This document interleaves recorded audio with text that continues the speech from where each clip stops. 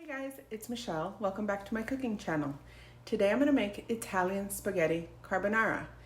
I'm not going to make it with guanciale because it's not that I couldn't find it at the store because I didn't even look. I don't eat anything that comes from a pig, so I'm not going to use the guanciale. They said, oh, substitute it with pancetta, but pancetta is also coming from the same animal, so I'm not going to be doing that as well. I have done a little bit of research. I want to respect the Italian cuisine as much as possible, so I don't want anything smoky like bacon. I got some dried, uncured duck breast. I have some duck bacon in the fridge. I can't wait to try it, but I'm not going to use it for this because we're going to stick as true to the recipe as possible without using the actual guanciale. So come join me in my kitchen as I cook. For the water to boil so I can put my pasta in. I forgot to mention that if you're vegetarian, as long as you do eat eggs and cheese, you can make this dish with zucchini, with asparagus, maybe even mushrooms. Mushrooms are used a lot as substitutes for meat because they can be very meaty, which is good. I guess you can use some, porcini or portobello mushrooms. I know someone Italian is saying, oh my gosh, that's not the same dish. And you're right, it wouldn't be the same dish, but if you don't eat pork, then you have to substitute it with something. So make the dish your own and say it's your take on carbonara. Our ingredients today are obviously spaghetti. This is the typical pasta that they use for carbonara in Italy. I'm gonna use 3 whole eggs. A lot of chefs nowadays use just a yolk. Some people use 2 yolks, and depending on how many servings you're making, this is for 2 servings. So some people use just 2 yolks and maybe a whole egg. I'm gonna use the whole thing. We're not gonna waste anything. Then I'm gonna use pecorino Romano. This is the typical cheese used in this dish, and like I stated, I wanna stay true to the Italian culture and do as close of a dish as possible without using the guanciale because we're replacing it with this duck. Now that our water has come to a boil, you want to do this in a large pot, guys. Anytime you're making pasta, the real way to make pasta is you put a large pot of water to boil and you have enough room for that pasta to move around, to cook and not stick together. And once it's boiling, you add salt. Now you're supposed to add rock salt. I don't have rock salt. I have kosher salt right here. I don't know if you can see it. It's very coarse. I'll show you here. It's coarse. It's not really rock-like, but you add that to your water while it's boiling. If you add it before it boils, then it will slow down that boil, and then it'll take a lot longer to come to the temperature. Then I'm going to put half of that, half of the pack of pasta into the boiling water, and I'm going to cook it. It says 10 to 11 minutes for al dente, so I'm going to actually just cook it for 10 minutes. I want it al dente because it's going to finish cooking in the carbonara. Well, not in the carbonara. It's going to finish cooking in the frying pan or saute pan with the duck before we add the eggs. So, I'll be back. While my pasta is cooking, I'm just going to cut this. I wanted to show you guys what it looks like. Let me hold it from back here. It's kind of hard to get the knife through it, but that's the duck breast. So I'm hoping this will resemble the guanciale a little bit because it does have some fat, and you just want to cut it into strips. Those are kind of small strips, and we'll put it into a cold pan and then cook it slowly while the pasta cooks. So now I'm ready to put the duck into our frying pan. I've used a little bit more than half. I'm just going to put it in there. The pan is not really hot. I just turned it on. Oops. There I go, knocking everything over. You want it to cook, yes, it's going to be crispy because you do want it to be crispy, but you want it to cook slowly. So I'm going to put it at a medium, and I'm just going to let this come to heat so it can start cooking, and I'm going to see how much fat renders off that duck. Maybe we'll put a little bit of olive oil because we do need, you know, a little bit of fat content in there. Maybe I won't need it, but sometimes you can use it because you need that fat. And while that cooks, I'm going to come back over here. Let's see if I can do this without making a mess. I forgot to tell you guys that we definitely need pepper. This is one of the main ingredients in this dish. So I have my pepper grinder. I have my cheese. This is about one and a half cups, more or less, of cheese. And I'm gonna crack my eggs, put them in a bowl. And I'm going to get this ready to become the sauce. So they're in the bowl. Let me get this so you guys can see it. I'm going to get a fork. I'm going to whisk the eggs.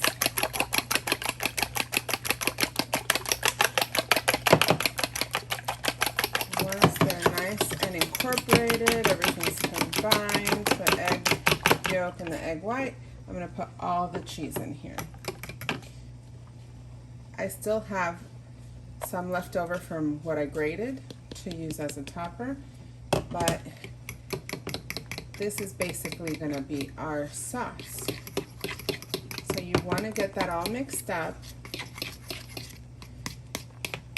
You don't want any lumps. And we're going to temper this, guys. So once we put it in the hot pan, it doesn't cook. You don't want to make scrambled eggs. But for now, you want to make it as creamy as possible. So just make sure all those lumps are gone. The hot water, when we temper it, will help out with that. And we're going to start with our pepper. This pepper mill grinds everything very finely. I wish it was a little more coarse. So I'm going to put a lot of pepper in here. And we're just going to let this sit after I mix it up until we're ready to use it. Okay, so that's going to sit right here. And I'm going to keep cooking down. Let's get you back to where you were. The duck breast. And it is, you can see already that it's releasing some fat. So that fat from the skin of the duck is rendering. I think that's why this is going to be a good substitute for the guanciale. It might be a very strong flavor. I've had duck on several occasions, but I don't eat it all the time, so I don't know. I've never tasted this style of duck breast. So it'll all be very new to me. So I'm going to let this keep cooking. The pasta still has some time to go. You want to always, move it around, make sure it's all the noodles are dancing in the pot. They're floating around, swimming, having fun, not sticking to each other. And we'll be right back. So now that our duck is cooked, you see parts of it are getting crispy and crunchy. Our pasta is actually ready. We're gonna get our pasta. I'm gonna move this so I won't make a mess. And I'm gonna just grab it and put it in the pan. I'm gonna use some tongs. Let's use some tongs, guys. I don't want to make a mess. Be careful that you're using tongs that are long enough so you're not sticking your hand inadvertently in the pasta water because nobody likes burning themselves. And we need water, some of that pasta water. You don't want to get rid of it. You really don't want to get rid of this cooking water because it's got all the starchiness from the pasta, and it's going to help you finish your dish. So right now, we're just going to move this around, let it continue cooking for about a minute so those flavors can incorporate. I had brought my heat down to a low, but now I'm putting it back up to medium also because I switched the burners, and this burner's a lot smaller than the pan itself. So I'm just gonna let that finish cooking. You always wanna make sure your pasta's cooked by testing it out. And we'll come over here so I can show you how I'm gonna temper the sauce. I'm gonna grab a ladle and take a ladle full of pasta water. This is hot boiling pasta water. So you want to put that in there and combine it carefully so you don't burn yourself splashing water all over the place, but fast enough that you're not making scrambled eggs, because that's not what we're going for here. And this will basically temper the eggs so they're not at a cold temperature from the fridge, and that way you don't start making scrambled eggs once you put this in the pan. Now, we'll come back to here. Let's see if I can get it perfect. And see, the pasta is getting all combined with the oils from the duck breast. Guys, if you're vegetarian, use some zucchini, put olive oil in there. I don't know about broccoli, but maybe asparagus. Mushrooms would be a completely different dish, but if you want something meaty, I guess mushrooms would work. So to this, I'm gonna lower the heat. I'm gonna put it back on low. I might completely turn it off, but I'm gonna add some pasta water. I'm gonna add some pasta water because when I put the eggs in there, I want it to be creamy. I don't want it to be scrambled. I'm gonna add a little bit more pasta water. This will also add some of the salty goodness and starch from what you were cooking the pasta with. I'm gonna get my fork out of the way, and I'm gonna pour my sauce, my egg mixture, into the pan.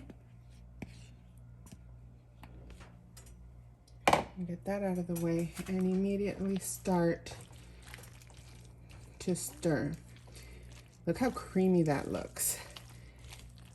Now, it's not ready clearly because I did have water in there, and you do want your eggs to cook down a little bit. You want it to be a thick, creamy sauce, but already this is looking amazingly creamy, and we're not using any heavy cream, any half and half, any milk, anything like that. It's just eggs and cheese. So now I'm gonna have this thicken up, and it's on low. It's at a number 1 heat on the burner. So I'm gonna have this start thickening up, and you wanna constantly stir it because you don't wanna make scrambled eggs, so you don't want the eggs, even though they're drenched in water, you can still make scrambled eggs once that water evaporates. You wanna keep it moving, and you don't really want to increase the heat too much. And this is a dish that needs to be served and eaten right away once it's done. So we're just going to let this cook down for a little bit, since I did put a lot of pasta water, and let it get creamy. And now that it's done, you see how nice and creamy it is. You just want to wait for it to thicken up. But don't wait too long because this needs to be served, like I said, right away. So let me get this on the plate and we'll give it a taste. And now that we're done plating, you can put some of the sauce. Look how creamy that is. You don't want it to be dry, guys. So make sure you use that pasta water and you don't throw it out. I'm gonna finish it off with some pepper. If it doesn't have pepper, I don't think you can call it carbonara, but that's our final dish. So let's give it a taste.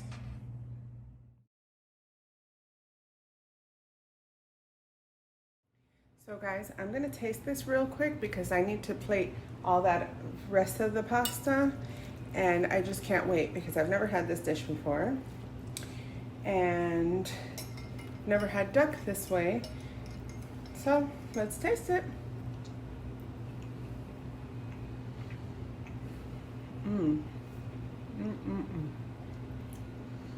Wow, this is really good. Now, I'm not saying it just because I made it. I'm not 100% fan of sheep's milk cheese. I really like it in this presentation because the gaminess plays off of the gaminess in the duck. This is actually really good. If you don't like sheep's milk, traditionally pecorino is used. Look how creamy that is. This is delicious. Pecorino is used traditionally, but you can use Parmesan, or you can even use a combination of both and make it a little bit milder. I think I might do that next time just because it's my preference, but I wanted to stay as true to the Italian dish as I could, minus obviously the pork, just to give it a try. You guys can do that. You guys can stay true to the culture, to the heritage of, you know, the country that you're making the food from. And then if you decide, hey, I want to put a spin on it, you can. I mean, we've done that with Alfredo. We've done that with a whole bunch of things that we make American, or we make our own way. But, you know, at least one time, do it the right way and see if you like it. So I'm gonna keep eating this. I'm gonna serve the rest of the food before it gets all thick and gloopy, because this has to be eaten right away. And thanks for watching my video. If you did like this video, don't forget to hit like down below and subscribe for more recipes. Bon appetit.